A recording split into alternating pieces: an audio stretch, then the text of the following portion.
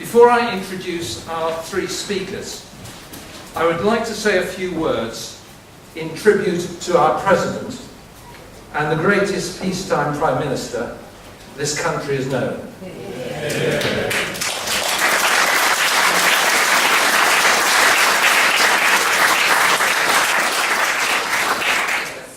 Baroness Thatcher possessed all the qualities of leadership which we respect and admire. We have not seen them since she left office, and we are unlikely to see them again in our lifetimes. In my experience, she was slow to commit herself to a course of action. But once she had assembled all of the evidence and was convinced of the justice of the cause, her commitment was total. But we must remember that however great the qualities of the individual, they cannot be put to the service of the nation unless the time is right. In 1940, the time was right for Winston Churchill. In 1979, the time was right for Margaret Thatcher. Twice the National Union of Mine Workers had humiliated the elected government of this country. The Callaghan government had staggered to its close amongst the shambles of the winter of discontent. How we cheered at the 1980 Conservative Party conference when she uttered those immortal words, "You turn if you wish, the ladies not for turning." But 4 years earlier, following the intervention of the IMF, James Callaghan had prepared the ground for Margaret Thatcher when he told his party conference, "We used to think you could spend your way out of recession and increase employment by boosting government spending. I tell you that option no longer exists." Those words are amongst the most important ever uttered in the history of modern British politics. Unfortunately, almost everyone has forgotten them now. Thatcherism brought together the strands of the thinking of many others. She acknowledged her debt to Hayek, Friedman, and Sir Keith Joseph, but was wise enough not to acknowledge her debt to Enoch Powell.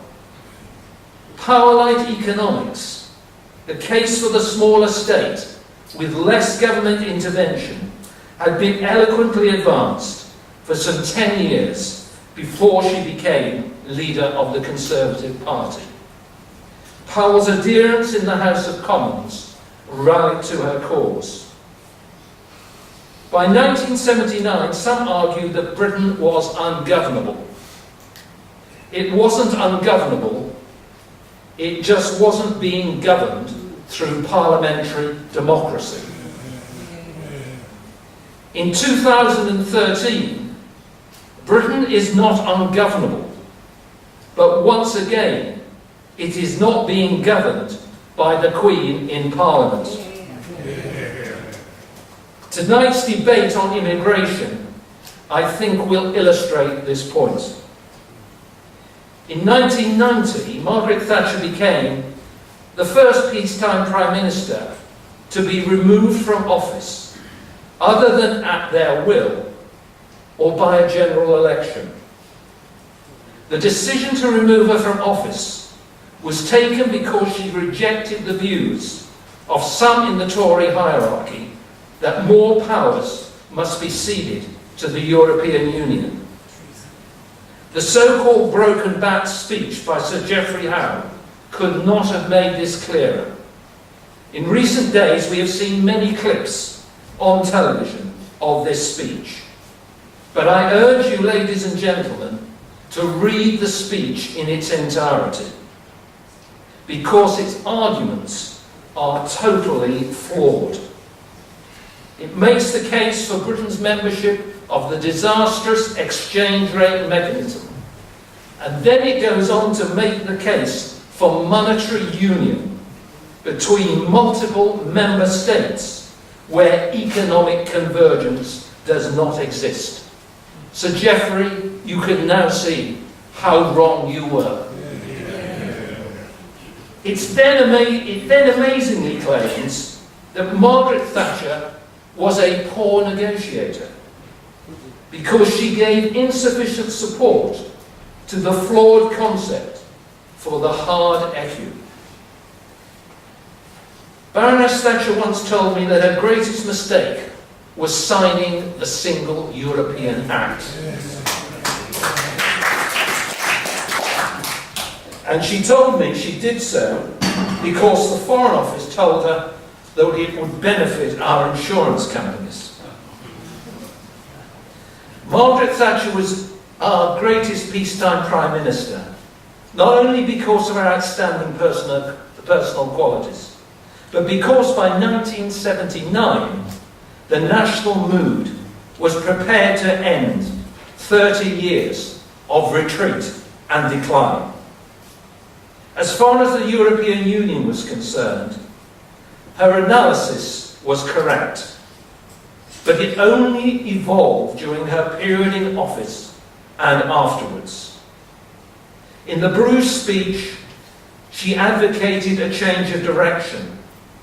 By the Rome summit 2 years later, her response to monetary union and European government was no, no, no. This sealed her political fate. Led by Howe, Heseltine and Lawson, most of the Tory hierarchy decided she must be removed from office. The Conservative Party has truly never recovered. Now, over 20 years later, it holds office courtesy of the Liberal Democrats. Can anyone here imagine Margaret Thatcher forming a coalition with David Steele? Let the final words rest with the lady herself. When she wrote of the European Union in her book Statecraft, that such an unnecessary and irrational project as building a European superstate was ever embarked upon will seem in future years perhaps to be the greatest folly of the modern era. And that Britain, with her traditional strengths and global destiny, should ever have been part of it, will appear a political error of historical magnitude. There is, though, still time to choose a different and a better course. Ladies and gentlemen, will you please now stand for a minute's silence in memory of Margaret Thatcher.